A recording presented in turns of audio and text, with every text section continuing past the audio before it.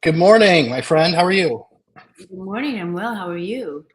I'm doing great. It's Saturday. It's perfect weather outside, and we're going to debrief this thing, which happened on the 21st. So, everyone, welcome. This is our Daytona Health podcast.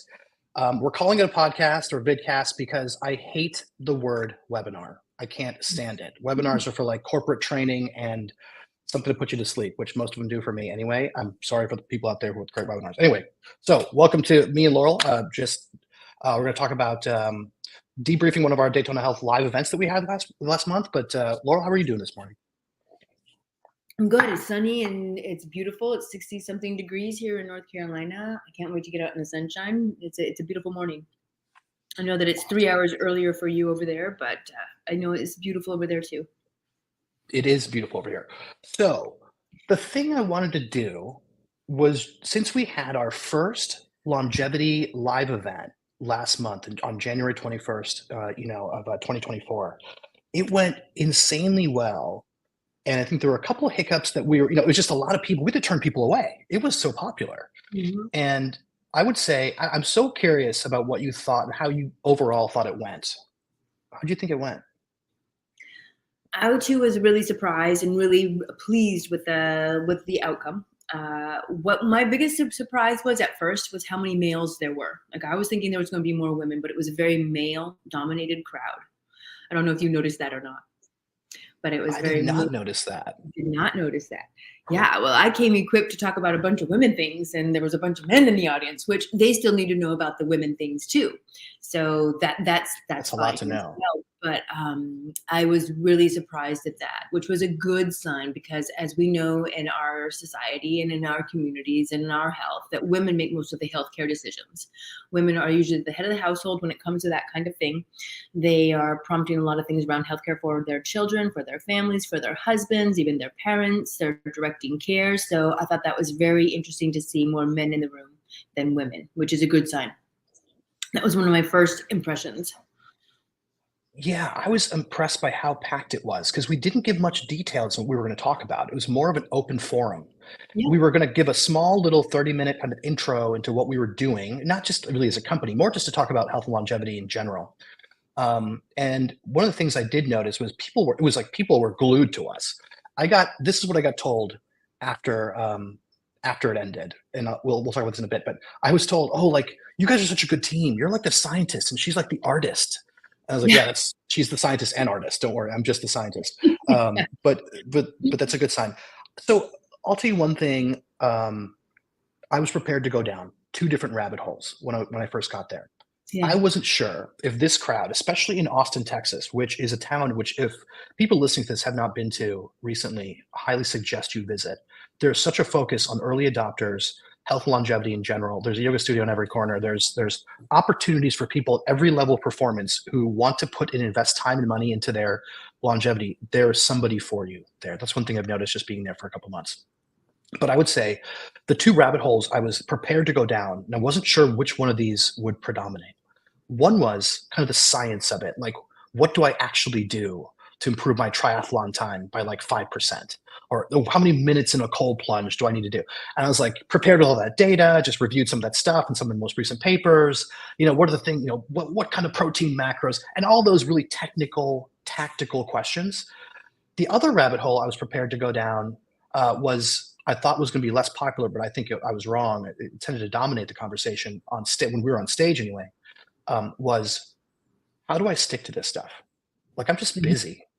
I'm in my 30s, 40s, and 50s. I'm really busy. I know I've got to do some work to prevent all these diseases. I don't like doctors. I don't like tons of medications. I don't want to end up with a heart attack or a stroke or dementia or cancer.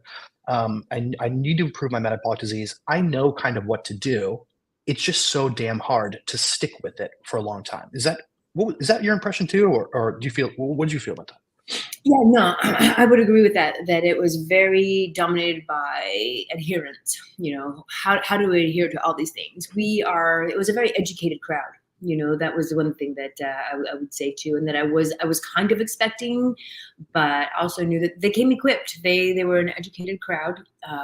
They all had some very unique experiences. They all were very vulnerable, which was, I thought, amazing, as we can get to later. But yeah, it was about the adherence. About how do we make this work? How do we make this stick?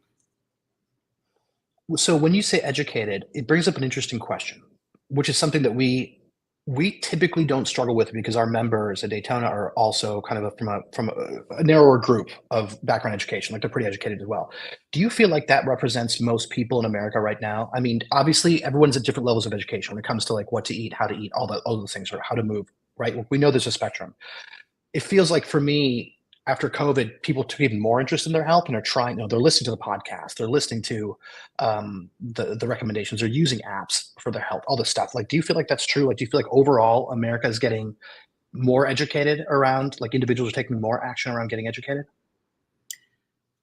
Coming from a long-standing of a corporate and wellness educator in corporate and in hospitals and whatnot, that's a strong background of mine. I'm going to say no. I think that COVID brought about some poignant conversations, and it's bringing things to light, especially around mental health and whatnot. But there's so much misconception still around health and health education. We did have an educated group, and they are more likely to educate themselves around health, still not knowing where to pull that information from.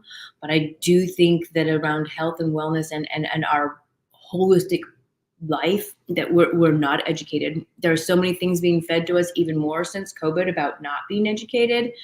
It keeps certain people very healthy and very wealthy to keep us as uneducated or confused as possible. Yeah, it's interesting because some of this is led by good intentions. I mean, Yes. there's great resources like Andrew Huberman and all the stuff that he does, and Peter Tia. There's all those podcasts, and they have pretty high reliable information. There's stuff to get wrong. It's like, everyone gets stuff wrong because you just can't keep up with all the information and update everything every minute on recommendations on nutrition and exercise and all those things. But there's so many others as well that's like basically free. Like you log onto YouTube and you watch a couple ads or whatever, but you still are getting. Yeah, and I think it's almost gone. It's like one of the things that we've noticed with our members is we have to simplify it. Like one of our biggest challenges is just making it simple for them. It's just so confusing. It's like, It how many is. of those podcasts are you going to listen to, and like how much interest do they have? How much about carnitine transferase do you want to know, right? Or just like, I don't know, just tell me what to eat and I'll just do it, right? Like I want the result, and we'll just do it. It's interesting. Another thing I noticed was I think that people were falling into, I heard kind of three traps. And tell me if you think these traps were evident when they were asking us questions or when they were talking to us individually. One trap was people were like experiencing yo-yoing. Like they would try something, couldn't stick to it. So I'm going to do a cold plunge. I'm going to start doing that every week, or I'm going to do a carnivore or keto or whatever. And they get the result and they just can't stick to it. It's like life gets in the way. They haven't built the strong enough base to change other priorities around, and the mindset hasn't gotten there just yet. Or life just happens, like some event happens which kind of throws them off for a couple of months, and they regain the weight, they regain the fat, they lose the fitness. The second thing I noticed was people were doing it all, but they were super unbalanced. They were like those, that game Jenga. It was just like it was like a Jenga column, and it's like one thing happened that day, like a flat tire, or you had to move, or your child got sick for 2 days, and then the whole thing just came down, right? So it's like you're waking up at 5 and you've got 5 to 5:15, scheduled for this, and you have 2 minutes to shower, and 5:18 to 5:24. It's like that's not a way to live either, right? And the third thing was I know some people were plateauing. So they were like coming there because they want those. They built the solid base: sleep, exercise, nutrition, mindfulness, all that stuff. And then they started doing the more advanced stuff. So the meds that they needed, supplements, and then the really crazy stuff like the stem cells and rapamycin and all that's like the tip of the pyramid, right?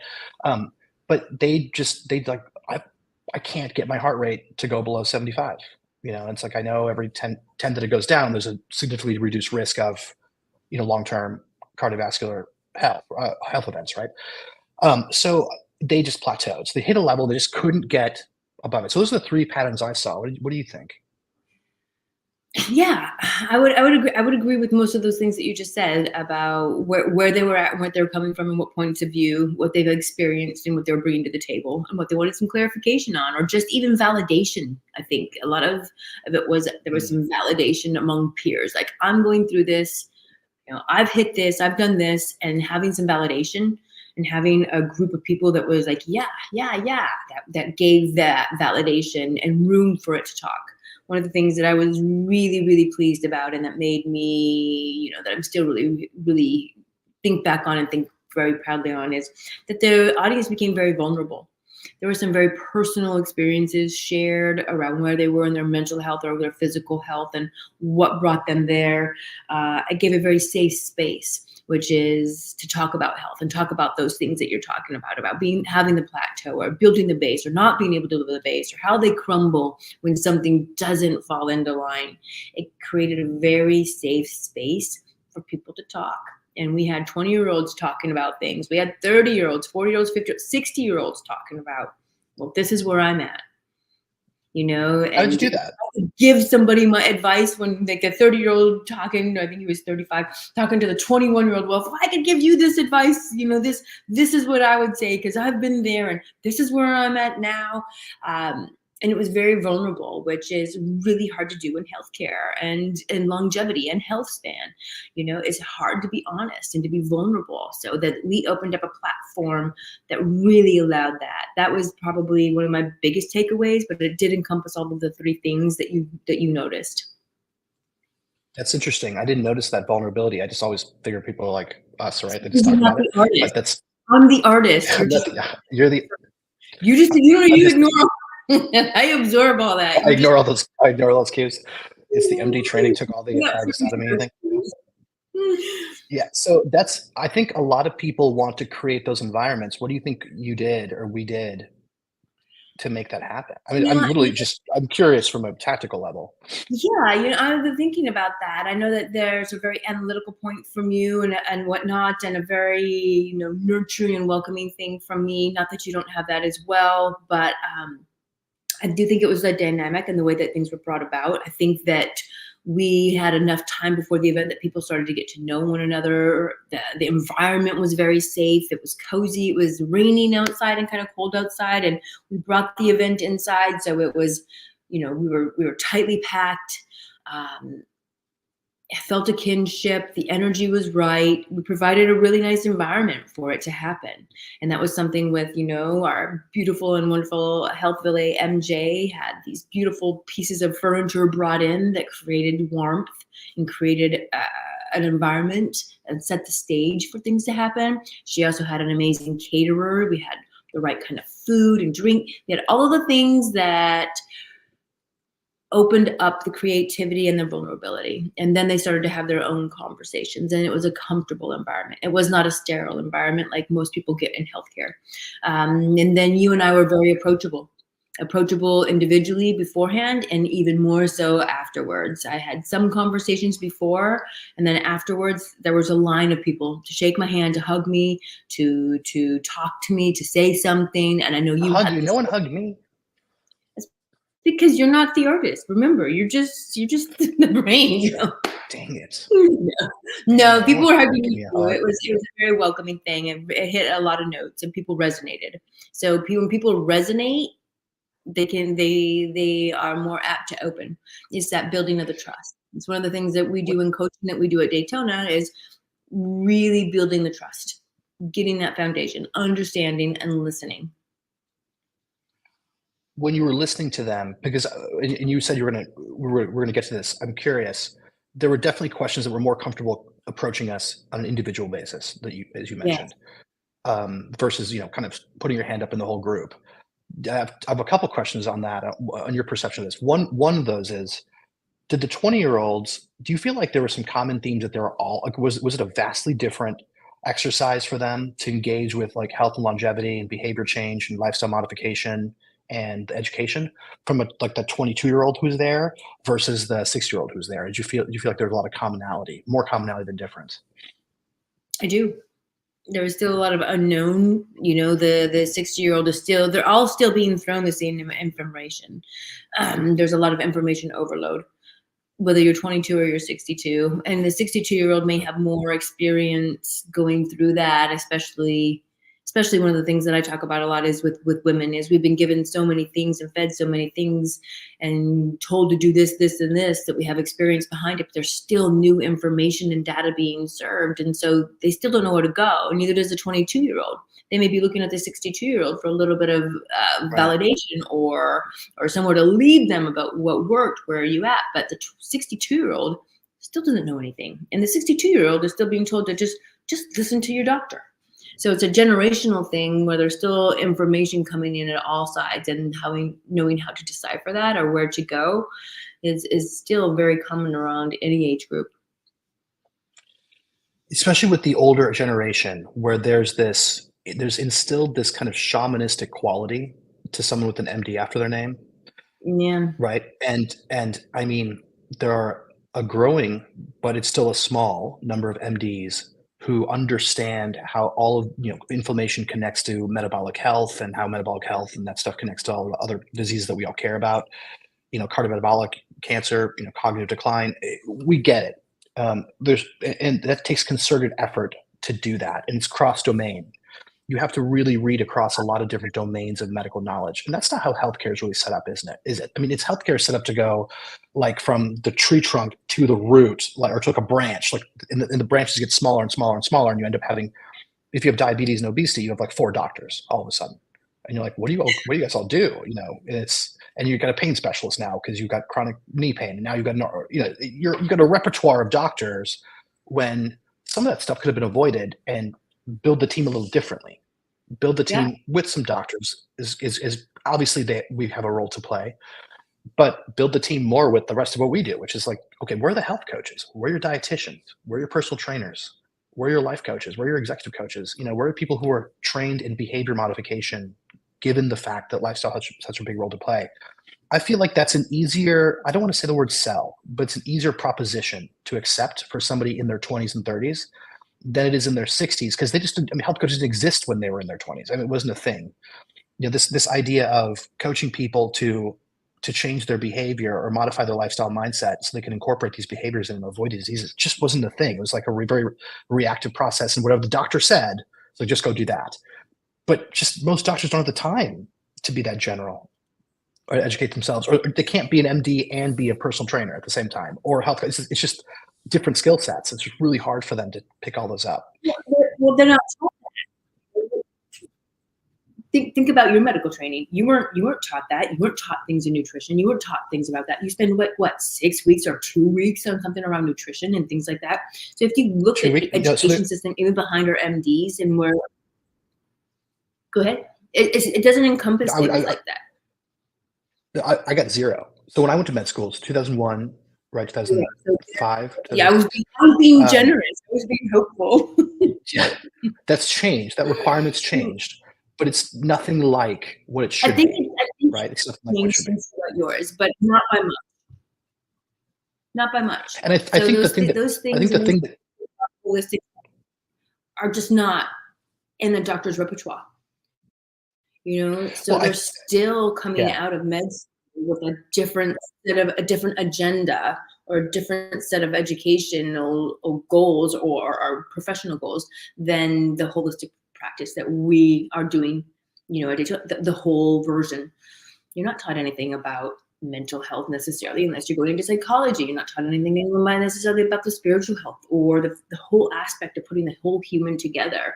It's a different aspect. It's a different approach. And I think even if you only get 2 or 4 weeks in nutrition and exercise, I think the one thing that definitely needs to be taught, especially for people going into primary care or internal medicine in general, is the ability to communicate with those other practitioners in a confident way.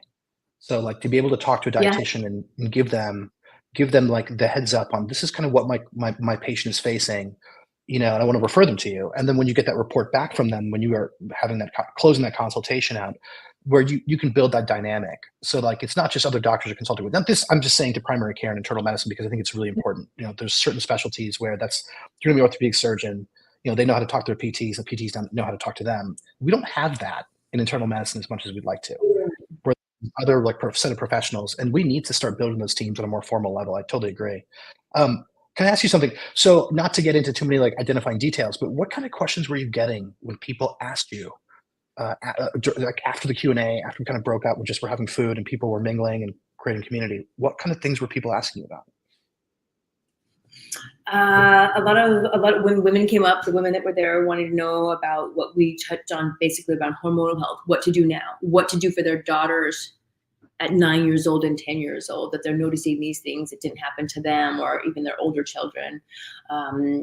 Special needs around healthcare was coming up an awful lot, and how that's not addressed, how to do that in a functional medicine or a holistic approach. A lot of things around adherence that we talked about. How do we get these? We try this, we try that, we're told this, we're told that. How does it come about that it's a lifestyle change? So a lot of things around what that takes to make it a lifestyle change, and as well prevention. It's a lot of prevention. Like, what do you believe? What do you see? What do you think about this? How do you see the future happening around this? This is what we're noticing with our children and with our bodies. Where do you see the future of that going? Had a lot of insurance questions and things too around the progression of insurance, and where did I think that direction was going to go, since health coaches and our field is just now getting to be in a spot where we're able to bill for it as a medical, as an insurance or medical thing. So there was a lot of questions around that as well. They were all very individualized. It went right down to, hey, what do you think about this squat or that squat, to what do you think about this supplement to this supplement, or what do you think about hormones? Should I do HRT? Which hormones? Should I get my thyroid tested? There was a plethora of questions, and I was really shocked at how vast that they were. From, I had male and female, all ages, a vast number of questions. And was already building that trust, and they were very, very, very vulnerable, which was, first of all, that was the most telling thing to me, was that they're all really vulnerable right away when they came up to you. There really wasn't get to know you, let me break it down. They were all very vulnerable after our conversation. Like, let me tell you this. What do you think? Let's have a little conversation about it. Can we connect after this to talk more about it? So just that event built a lot of trust and vulnerability right away in breaking down some of the initial barriers that people have with their healthcare providers, health practitioners, or an MD, a coach, nutritionist, whatever it may be. There's always barriers to be broken down, and I felt that we did a really amazing job at that event, breaking down those barriers so that we addressed those conversations and personal conversations afterwards right away without having to break them down. Yeah, that's a great point. I How got did you feel about a it? wide range of I got a wide range of questions too, especially from the dudes. I say dudes, the men in the audience who are very cool, and they were coming up to me and just wondering. I didn't get it. They were just like, "Well, how are you? What's your routine like? What do you guys do? Not just like what do we do as a company, but like me individually." I was like, "Well, look, I do a very bland, generic routine. I don't do all the crazy stem cell injections and cold plunges. Like, it's every once in a while I'll get the courage to duck my head into a cold shower or something, but that's not very common." But I would. They It's were not a trying to daily almost mentally routine. download from me. Yeah, they're just trying to download this plan that was going to work. I'm like, I don't know. I have to know more information. Like, get on a call with us or something. And like, let us take you through the process. Everyone's just a little bit different, although there are some pillars that are common to every single person that I talk to. And they were surprised. I did mention this, even though it sounds woo, and I mean this in the most non-woo-woo way possible. When we do like our longevity consults on our members, Woo is good. but meaning like we're evidence-based for the most part. Like, we're not going to recommend weird supplements. Like, like we're not Dr. Oz style where we're just like, we have pretty evidence-based recommendations. There's magic in there. Yeah. We're not acupuncture. Yeah. Right. So yeah, but the artists are supposed to be woo a little bit. You got to be I would say the leading edge. I would say being on the leading edge of the wing when it comes to like new supplements or therapies, although I have a very skeptical look at them. I just want to make sure we're just recommending the right stuff and it's got some evidence behind it, or at least be really transparent about it, right? If there's not evidence about it, around it, just say, we're not sure. There's some anecdotal evidence that suggests this may work. Seems like the risk benefit profile is pretty high, or sorry, low. There's no bad side effects, so try it, right? I'm not sure if ashwagandha may help for your anxiety. There's not really great data on it, but it's expensive. Try it and tell us how it goes. That's probably better than Xanax, right?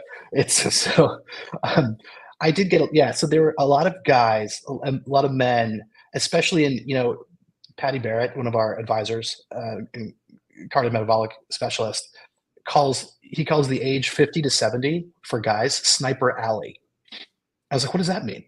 And he Yeah. goes, men feel like when they hit 50, they are traversing like they're like a special forces team trying to run down an alley where there's snipers trying to get at them. And I was like, what do you mean? He's like, they're just getting hit at, like they're getting shot at. Like their friends are having heart attacks, they're having diabetes, they're getting their dad bods, they're getting high blood pressure. Now they're all of a sudden a couple of years ago they were on no medication and doing well, and now all of a sudden they're on 3 medications. They're like, what is going on? Is somebody actively trying to kill me? And so they're worried. The men, like you said earlier in the discussion, like the men are worried. I'm worried about men because they're like, they have a lot of pressure, and women have their own problems too. I'm just saying it's interesting to see the dynamic, and they're really scared because once like your friend and you're 55 and your friend who's 60 has a heart attack, you're like, oh crap, this is real now. Is it going to happen to me? Is my diabetes treatable? Can we put it into remission, or is it something I have to take? These meds are something I have to take for the rest of my life. I heard some statistic the other day that was over like 45% of men over 40 are on Lipitor, or not a Lipitor, sorry, a statin in general. That's insane. That's terrible. I hate hearing that. Yeah, me too. So that's what I noticed. I noticed a lot of very tactical questions on like, what do I actually do? Like, what do you do? Like, how much do you run? How many intervals do you try? Like, very tactical. They all knew they needed to do something. No one was contesting that. Although I think that's a sample bias, right? Just because the crowd, if you're going to go to a longevity event, you're interested in longevity, for sure. So I would say some sciencey questions around that. Do you feel like they resonated with personal things too? Like the personal things of what are you doing? What are you doing? But I know that I lead a life that most people won't lead, or are not. It's hard to throw that at them. Like I take this, and this. I've been plant-based. I exercise like this. I live in a very, very environmentally friendly home where there's not toxins, and like I've done things that to most people, when I've done them in my past jobs, have even been like thrown me out of their homes. Like, you want me to throw away my packaged food and my Tide? What are you talking about? And so I don't try and ever like give people like, well, this is what I do, because it's too overwhelming, and they want to know, how do you look like this? You're this age, and why are you doing this? So I always try and divert those questions about, well, just tell me what your exercise routine is. Well, mine's going to be a lot different than yours. It doesn't, that's not compare. This is very individualized. Let's talk about you and where you're at and what, that kind of thing. Because mine, to most people, to mine, it's normal. To me, it's normal, but to most people, it's very extreme. And I'm sure for you, to me, that also sounds extreme. Mine is pretty bland. I mean, I follow the basic stuff. It's pretty bland, to be honest. I'm on very minimal. Extreme for most people. That's very extreme for most people. Yeah, my plan is very approachable to most people, I would say. And what I do for exercise, nutrition, sleep is very approachable, and also like relatively cost effective, right? I mean, it's not super expensive. I'm not on crazy supplements every month and stuff like that.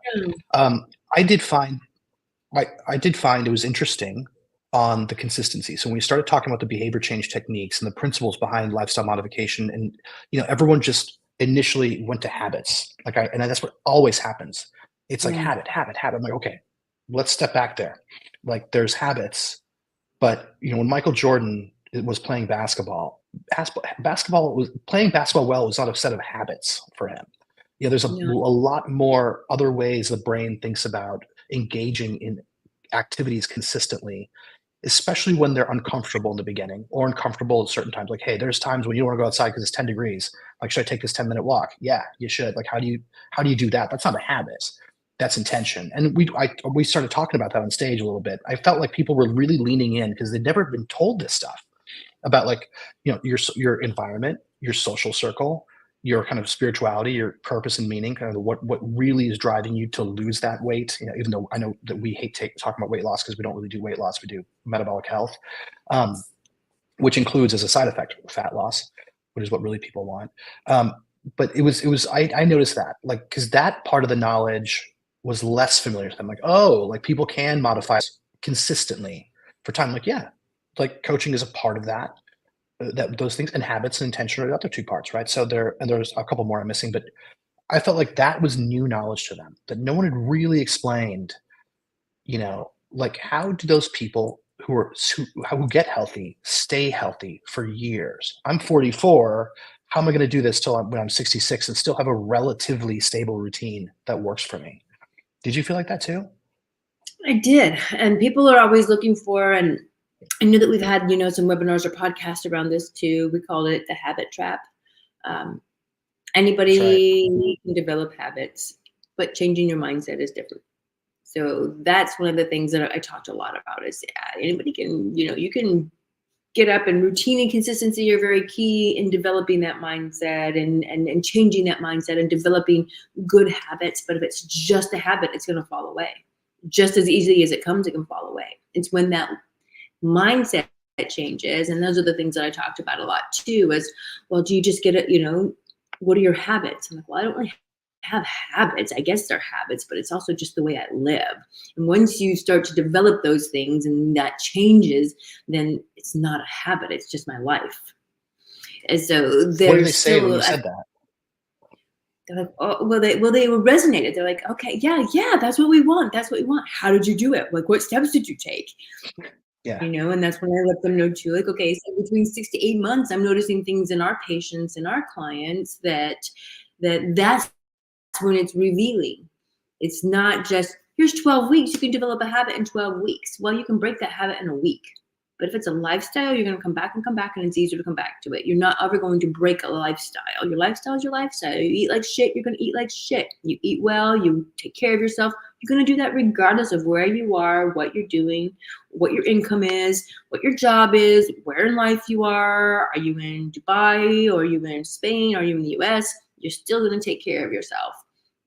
So it's a mindset. So we talked a lot about that, and not just developing just habits to get you to one goal, but changing that mindset, implementing those things that change the mindset. And that's a lot of unlayering, and it's different for every person. So I think there are two things come to mind hearing you talk about that. One is, I was on this podcast a couple of days ago. I think it'll be out pretty soon. I'll post a link on our socials when it comes out, where I was talking about I lost my train of thought because I was thinking about that podcast. But anyway, I think the habit thing, and it was sometimes people need, like, the case being made for Ozempic or something to start at the beginning, in addition to lifestyle, just to kind of catalyze the change. And then when they start seeing the change, they get a little more excited about it. So they're like, hey, I know I got to exercise and all those things, but it's like, is it okay for me to start with, can we just start off the bat with a cold plunge or something, so it feels something like it's different? Because there's something about, no one wants to hear about sleep, exercise, nutrition. Really, they want the shiny new thing. We have noticed the syndrome, and we're always trying to make it more interesting. When you're with a coach and someone who feel like there's a human who's got your back, it's different. But everyone's like, oh God, they're just gonna tell me to sleep better and like exercise more and like eat less. And it's like, yeah, but we're gonna do it in a way that's very emotionally effective towards you, and like that connects with you and resonates with you, and that you'll make small, all the things that we do in the company to make our members feel like it's actually an exciting journey and not just another boring lecture, But there is a case to be made, though, for giving him a little bit of the, you bring him into the Porsche dealership, you put him in the GT3 RS, which costs like $280,000. You're like, hey, you want to spin around the block? It's like, look, there's this Cayman and it's like 50 grand and you're going to get like 70% of it. But now you've like entered the Porsche family and now you know what it feels like. It's like, just get the Cayman, go drive that for a year and come back and we'll have one of these other ones on reserve if you're happy.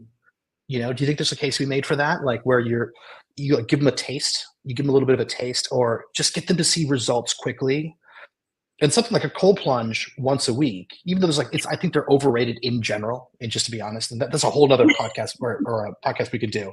But, Yes, but it like, do you is. think just giving them a little taste of that can just get them to go, okay, this is something different. This is something I'm seeing results really quickly. I'm hooked. I think that there's a catalyst and that's different for everybody. So whatever that catalyst may be, absolutely. We don't know what that is. That's why we get to know our people really well, or we get to, like, those people came up to us. They felt very, at the event, they felt very acclimated and very comfortable really quickly to discuss those things. But that's an individual thing. What is that catalyst for the person? Maybe that's the Ozempic for a minute. Maybe that's for, that's the catalyst for them to realize they want to make this lasting change. Well, they need support around that. But that's a catalyst to make them get to a point where they're willing to accept that help and adopt that lifestyle change. Maybe that cold plunge makes them feel so good that they're like jumping into other health related things and they're onto something. Yeah. So that may be a catalyst for them that sparks some sort of readiness of change. So every catalyst is going to be different. So I think whatever it may take, like you said, bringing them in, take the test drive. How does it feel? Do you want some more? Do you like, at least you're in the family, you're doing well. Maybe at some point you're going to want to graduate up and do the cold plunges and the stem cells, or maybe you want to do all this, jumping off of the bridges and you want that adrenaline, you want all these things. Right. I'm just really happy. For the record, everyone listening, we do not push people off bridges just as a habit. Just as an internal policy. We can help get to the point they may want to jump off one, but in a good way. I've probably gotten some team members. Yeah, I've probably gotten some team members internally to almost feel like that. So that's definitely the truth. So one thing that comes up a lot for our members when they join is time. Did you get any of that feedback or questions to you? Did anyone ever at this event? No one asked that to me, but that was a really weird thing because that's interesting that you brought up, because I've had several calls later not involving the event around time and realizing that time and time management and prioritizing time and balance and all those things that people talk about is out of whack. But I didn't. Me neither. Anybody come up and talk about time or time management? It was more nitty gritty. I think we should have a podcast about this time issue because it's a perceived problem. It's not actually a problem. It's a challenge that can be very, very much solved with guidance and planning, but it's people have the time and I hate when people say, well, just make the time, because that's not helpful. It's like, okay, but if I could make the time, I would have made it. So like, we need some guidance. You only have a certain number of hours a day. We can't make time. Time is what it is. Right. It's how you're spending it. Yeah, we should be invited to a physics podcast for that. So that's a whole nother topic too to discuss. It's exciting, like nothing to do with this. Anyway, so my point was, next time we hold one of these events, and we should hold one pretty soon, I think we should address that off the bat. I think we should talk about that because I think that's there's something about that where people kind of either they're shielding it or not asking, or they're just, this crowd was already committed to spending that time during the week that it would take to kind of improve lifestyle and health metrics and health span. Probably just a sampling error or sampling bias, right? But I think this keeps coming up over and over again. It's like people want the result, but they're like, and we just say in our discovery calls, like, this is going to take 2.5 hours a week. That includes an hour video call, another coaching call you may have, and then you going to do these things. And like, well, they say, oh, I think I can do that. I'm like, no, are you sure? Because we provide part of our services, we provide ways to help you optimize that time. But that's an interesting one. So I remember the question I was going to ask you. When I was on that podcast the other day, the host was saying, it's interesting. You're very optimistic about how many people want to actually change. And I said, well, what do you think? I said, I think most people do when they have guidance to help them, to make it simple for them. And he said, well, what do you mean by most people? And I said, I would almost say like 80 to 85, even 90% of people, if they had the right guidance, the right plan, and we had the right data, they would, guidance meaning coaching, they would start to see differences and gain momentum over the course of weeks and months, essentially, as you said earlier, not just in their physiology, but really the mindset, which now we're giving them more self-efficacy. And we've seen those. We've had those success stories in our company. He was very skeptical. He's like, oh, I think it's the other way around. He's like, he goes, I think 99% of people don't want that change or aren't prepared to change and want the magic pill. Which one? I mean, obviously, maybe I'm super optimistic, and I think people are sick and tired of being sick and tired, and I think that that number is pretty high that they actually do want to change. I think people are kind of sick of pills. But then, we meet some people who want to be good members or like want to be good. We think would be good fits for our program. We kind of know we're like, we're not ready yet. Like you're not ready yet. We do when we know that we have friends and family who do want that pill. But where do you think America is right now? Do you think like we're in the mid? Those are two extremes. We're in the where which extreme are we closer to? Are you more optimistic or are you less optimistic? I'm more realistic. I'm a very Okay. I'm an Okay. optimist at heart. I was voted the most optimistic person in my class when I graduated high school. So I am very optimistic by nature and very, forward thinking and positive thinking. But realistically, when I look at it, it's the pill. It's really the pill right now. People want the pill.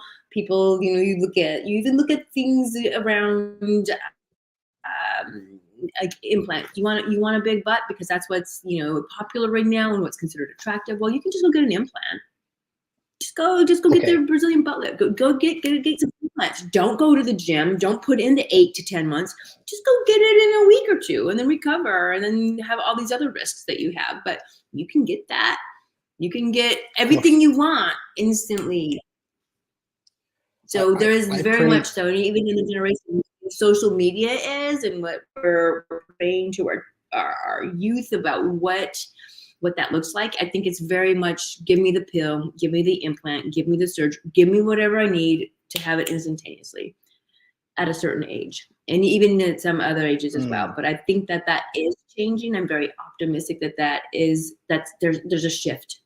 I still think it's there. okay. There's also a shift Yeah. in grade aging and what that looks like, um, and the effects. People are really noticing the effects of those things later. Where are you going to be when you have that Brazilian butt lift or all those implants when you're 50? Do you want that in your body? I can give you this, and this. I said there's other health risks. Do you want to be dead at this time? So really paying attention to even things around the blue zones and what creates those blue zones. Um, Coming back around to community and acceptance. Oh, that's another thing I wanted to bring up that just prompted. Sorry, I'm changing the subject really quickly. Go for it.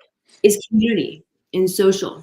That was something that was brought up a lot in our event, and that was interesting to hear how people resonated with the need for community, and that is one of the top things and factors into longevity and health span is your community, your social life, your community. What does your support system look like? Who are Right. your friends? Are you having these positive social interactions? And that comes right back. I mean, it filters right back into everything that we're just talking about the pill. Do you have these social and environmental factors that are productive and positive so that you don't want the pill, that you do want to be around for longer, that you're not looking for instant gratification, that your peers aren't telling you you need this to be accepted. They're accepting you and wanting you to be healthy and whole instead of a community that wants you to be aesthetically pleasing or have an instant gratification thing for a moment instead of being around for them for years and years and years.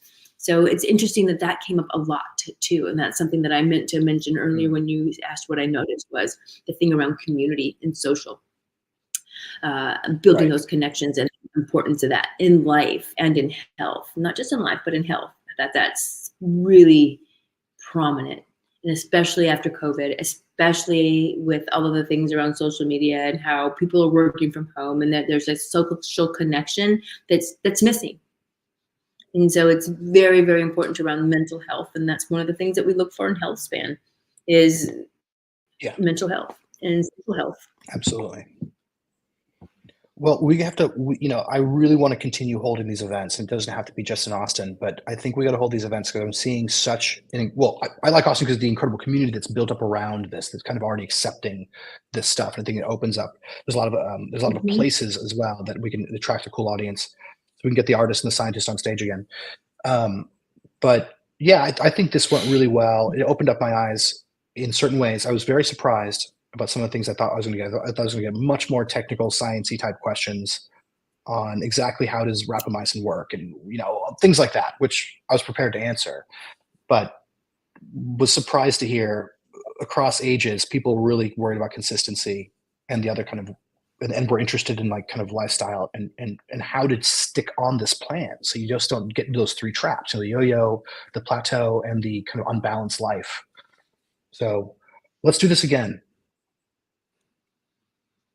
Yeah, absolutely. There's a great room for it. There's a great need for it, and like I said, we created a space that was very that optimized creativity and vulnerability around asking the questions, which was a very unique experience.